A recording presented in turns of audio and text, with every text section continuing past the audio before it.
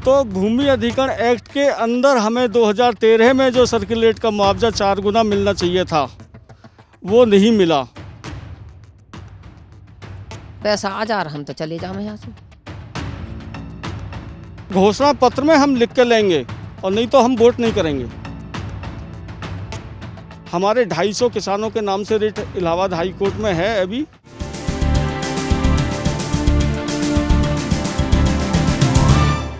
जेवर international airport, जिसे BJP सरकार अपनी एक बड़ी उपलब्धि बता रही है और उसे लगातार चुनाव प्रचार में गिना रही है।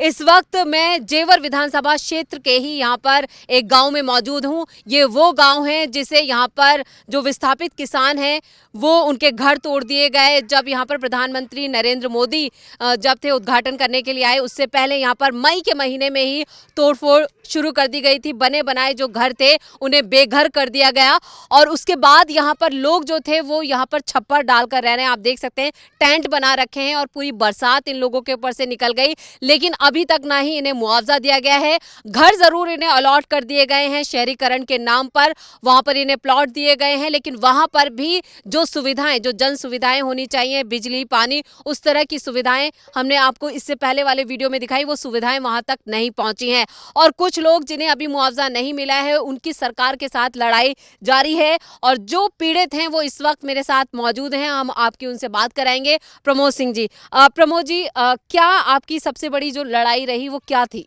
हमारी सबसे बड़ी लड़ाई ये रही है, हम सरकार को आपके माध्यम से ये बात बता देना चाहते हैं कि हम ग्रामीण हैं। आप भी यहाँ देख रहे होंगे कि ये प्रवेश शहरीकरण का है या ग्रामीण प्रवेश का है। तो भूमि अधिग्रहण एक्ट के अंदर हमें 2013 में जो सर्किलेट का मुआवजा 4 गुना मिलना चाहिए था, वो नहीं मिला। हम पहले ही 2015 में इन्होंने 80 गांव से नगर बना दिए।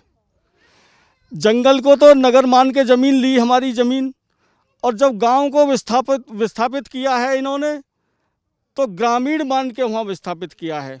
वो ग्रामीण का एबार्ट धारा 31 में बनाया है और जंगल की ज़मीन का धारा 23 में बनाया है इन्होंने। हमारी मांग यही है कि हमें ग्रामीण माना जाए और हमें बाजार दर का 4 गुना मुआवजा दिया जाए जंगल की ज़मीन का। आपका पूरा जो मामला है वो अब कोर्ट तक पहुंच गया है। ग्रामीण तो और नगर की हमारी हाई कोर्ट में रिट दायर है। तो कोर्ट में कितने बार अभी तक इस पूरे मामले की सुनवाई हुई है और सरकार अपना पक्ष किस तरह से रख रही है? उन्होंने ग्रामीण का एवार्ड बना के हाई कोर्ट में सप्लीमेंट्री एवार्ड बना के दाखिल कर दिया हाई कोर्ट में सरकार ने। तो यहाँ पर आप प्रमोद जी को साफ सुन सकते हैं कि यहाँ पर जो उनकी मांग है वो मांग नहीं पूरी की गई है। जो मुआवजा मिलना चाहिए था वो उन्हें नहीं दिया गया है। पेपरों में कुछ और है और हकीकत कुछ और है। हम तस्वीरों के माध्यम से भी आपको दिखा रहे हैं जहाँ पर ये जमीन एक्वायर की गई है, वो पूरी भूमि जो थी वो उपजाऊ जमीन थी, लेकिन अब यहाँ पर बंजर है। घर जो है वो वीरान कर दिए गए हैं। लोग इस वक्त अभी भी अपनी लड़ाई लड़ रहे हैं। उनमें से एक हमारे साथ हैं। क्या नाम है आपका? आसिफ खान। आसिफ, आपके कितनी 1 साल हो गया आप यहाँ पर रह रहे हैं, पूरी बरसात निकल गई, अब सर्दी का मौसम है, फिर भी आप यहाँ पर डटे हुए हैं, क्या मांगे आपकी? मकान का पैसा रुका है 24 लाख और 636 रुक रहे हैं और ज़मीन को भी रुक रहा है। जैसे पैसा आ जाएगा यहाँ से चले जाएंगे। लेकिन सरकार तो कह रही है कि उन्होंने सभी जितने भी लोग थे जिनकी ज़मीन एक्वायर की गई है उनकी सभी मुआवजा और ज़मीन घर आवंटन जो था वो सारा कर दिया गया है जो दावे किए गए हैं। प्लॉट मिल गए हैं लेकिन मकान का पैसा नहीं मिला है। मकान का पैसा ना मिला कहाँ से बनावे प्लॉट ने। तो यहाँ पर आपने इसकी शिकायत की है कोर्ट तक, आपका मामला क्या लगता है आपको? क्या इस बार, क्योंकि 2022 विधानसभा चुनाव 10 फरवरी को आपके इलाके में वोट भी पड़ रहे हैं, तो ऐसे में क्या लगता है यहाँ पर मौजूदा सरकार के लिए आप वोट डालेंगे बदलाव के लिए? बदलाव के लिए डालेंगे, जो मतलब जो बढ़िया रहेगी उसे डालेंगे, जो हमारे तरफ रहेगा उसको देंगे वोट, जो कोई भी सही हो। जी ताई, आपकी क्या दिक्कतें हैं और क्या मांगे हैं? हमारी तो ये मांग है, हमारे बच्चन के पैसा आ जा, हमारे लड़कान के मकानन के पैसा आ जा, मेरे लड़कान के ज़मीन को पैसा आ जावे। पैसा आ जा रहा, हम तो चले जाए यहाँ से।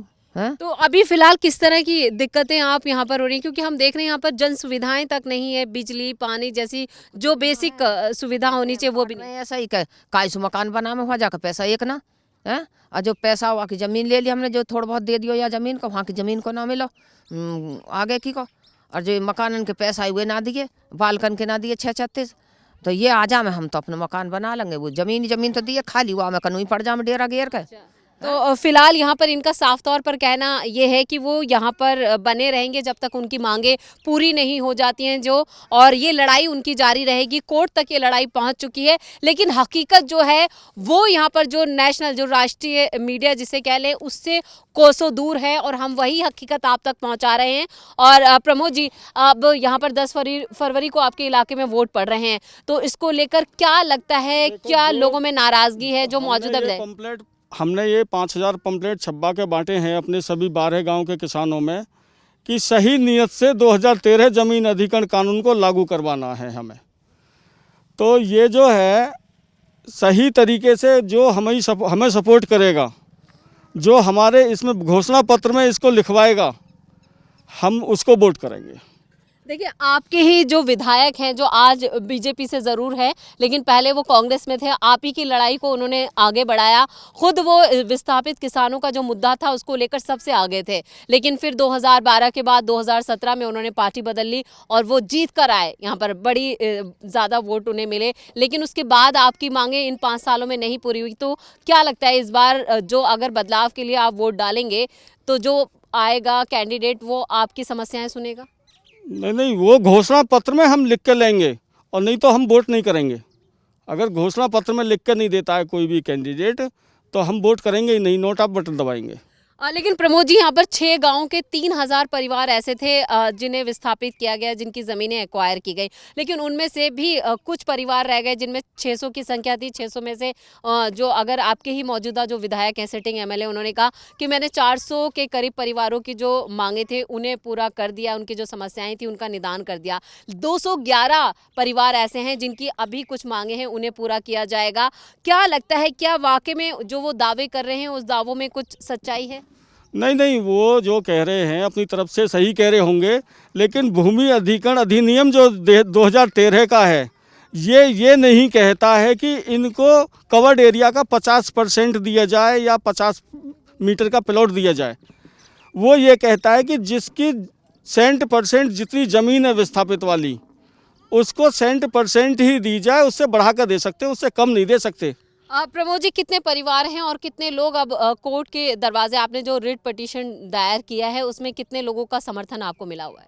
हमारे 250 किसानों के नाम से रिट इलाहाबाद हाई कोर्ट में है अभी जी, और 250 के 250 बरकरार हैं। और वो रिट एक ऐसी रिट है कि 96 विलेज की है, गांव की है। 80 गांव जो इन्होंने गांव से नगर बनाए थे पहले 2015 में, और 16 गांव इन्होंने उस बीच श्रेणी में बनाए हैं गांव से शहर, जब एयरपोर्ट की प्रक्रिया चल रही थी उसके 4 महीने बाद। 16 गांवों को तो नगर जब बनाया गया है, तो इन्हें क्या ज़रूरत पड़ गई थी बीच में बनाने की गांव से नगर? सिर्फ एक इसलिए तो ज़रूरत पड़ी थी कि किसान को मुआवजा कम दिया जाए। कम देने की नीयत तो थी कि 4 गुना ना दे के 2 गुना दिया जाए। जी, यहाँ पर तो मुआवजे में भी ठगी की गई है। यहाँ पर मुआवजे के नाम पर जहाँ 4 गुना मुआवजा मिलना चाहिए था ज़मीन एक्वायर का, वहाँ पर सिर्फ 2 गुने की बात की जा रही है। और ये नाइंसाफ़ी ये किसान मानने को तैयार नहीं। उनका साफ तौर पर कहना है कि अब बदलाव होगा और जो इनकी मांगे मानेगा वही यहाँ पर जीतेगा, वही उसी की वेतरनी यहाँ पर पार लगेगी, चाहे फिर वो महिलाएं हो। यहाँ पर आप देख सकते हैं कई परिवार जो हैं वो काफ़ी कष्ट झेल रहे हैं, चाहे सर्दी हो, बरसात हो, और इन टेंटों में रहने के लिए मजबूर हैं, अपनी ज़मीन छोड़ चुके हैं। मुआवजा मिला है और कई ऐसे परिवार हैं जिनको अभी तक मुआवजा नहीं मिला है और उसकी आस लगाए बैठे हैं। और छोटे छोटे बच्चे भी यहाँ आप देख सकते हैं इस ठंड में इन टेंटों के सहारे, उन्हें कहा हमारी मांगे पूरी हो जाएं तो हम यहाँ से चले जाएंगे। और जिस गाँव की ज़मीनें एक्वायर की गई है उन्हें शहरीकरण के नाम पर सेक्टर्स बनाकर ज़मीनें ज़रूर अलॉट की गई है, लेकिन वहाँ पर भी जन सुविधाएं अभी ना के बराबर हैं। यमुना अथॉरिटी ने जो दावे किए थे कि जल्द से जल्द निर्माण कार्य पूरा करा दिया जाएगा, वो भी दावे खोखले साबित हो रहे हैं। ऐसे में जेवर विधानसभा सीट में विस्थापित किसानों का मुद्दा एक बड़ा मुद्दा हो सकता है।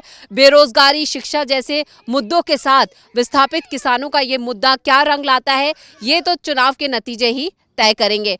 तो आप यहाँ पर देख सकते हैं, ये तस्वीरें हम आपको दिखा रहे हैं जो जेवर एयरपोर्ट के लिए जो ज़मीन एक्वायर की गई है वहां पर अभी अगर कंस्ट्रक्शन या निर्माण कार्य की बात की जाए तो सिर्फ एक बाउंड्री वॉल जो है उसका कार्य हुआ है, उससे ज्यादा यहाँ पर कोई काम नहीं हुआ है। वो भी इतनी जल्दबाजी में, क्योंकि यूपी चुनाव 2022 बिल्कुल सर के ऊपर था। ऐसे में 25 नवंबर को खुद प्रधानमंत्री नरेंद्र मोदी ने मुख्यमंत्री योगी आदित्यनाथ की मौजूदगी में इसका शिलान्यास किया, इसका उद्घाटन रखा, लेकिन विस्थापित किसानों की एक ना सुनी गई। ऐसे में अब मौजूदा सरकार या जो मौजूदा बीजेपी सरकार है उसके लिए यहाँ पर जीत की राह काफी मुश्किल होने वाली है और किसान, जो विस्थापित किसान हैं, वो बदलाव के मूड में नजर आ रहा है।